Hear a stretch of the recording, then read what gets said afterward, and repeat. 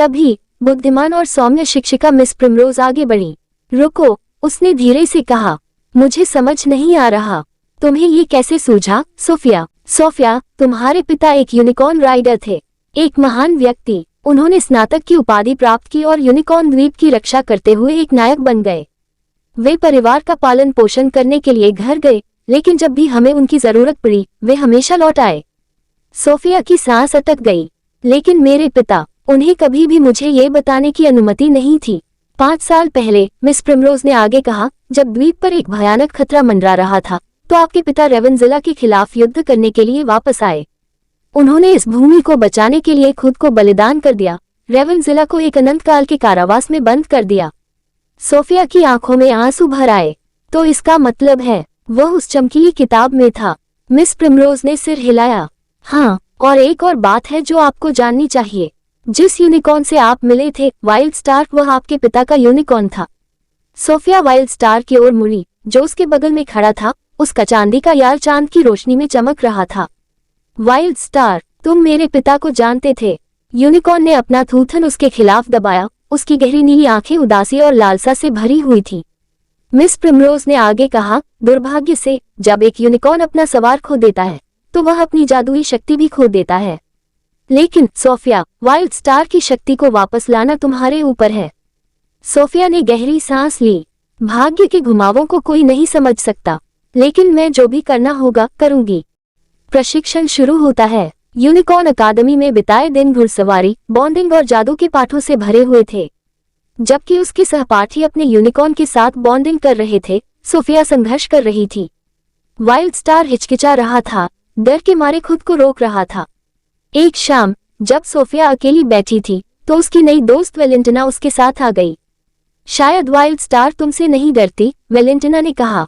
शायद उसे फिर से असफल होने का डर है।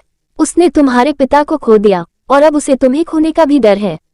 सोफिया ने वाइल्ड स्टार को देखा, उसे एहसास हुआ। वह धीरे से उसके पास गई। तुम्हें मुझे हर चीज से बचाने की जरूरत नहीं है। हम एक टीम हैं, वाइल्ड स्टार। मुझे तुम पर विश्वास है। एक हल्की चमक ने उन्हें घेर लिया और उस पल वाइल्ड स्टार का जादू फिर से जीवंत हो उठा। सोफिया को लगा कि उसके दिल में एक गर्माहट फैल गई है। हमने कर दिखाया, उसने फुसफुसाते हुए कहा। रेवेंजिला की वापसी। जैसे ही सोफिया की ट्रेनिंग में सुधार हो रहा था, आपदा आ गई।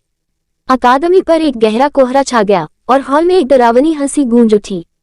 रेवेंजिला भाग गई है, किसी ने चिल्लाया। छाया जीवों द्वारा अकादमी पर हमला किए जाने से दहशत फैल गई। यूनिकॉर्न डर के मारे हिनहिनाने लगे। सोफिया और उसके दोस्त अस्तबल की ओर भागे, लेकिन वाइल्ड स्टार को गायब पाया। वे उसे ले गए। फिकस चिल्लाया, एक छाया प्रेत और एक राक्षस क्रिस्टल गुफाओं की ओर। क्रिस्टल गुफाएं, सोफिया फुसफुसाए। यहीं पर रेवेंजिला को कैद किया गया था। बिना किसी हिचकिचाहट के वह वेलेंटिना के यूनिकॉर्न पर सवार हो गई। हमें वाइल्ड स्टार को बचाना है। अंधेरे जंगलों और धुंध भरे पुलों से होते हुए सोफिया और उसके दोस्त क्रिस्टल गुफाओं में पहुंचे।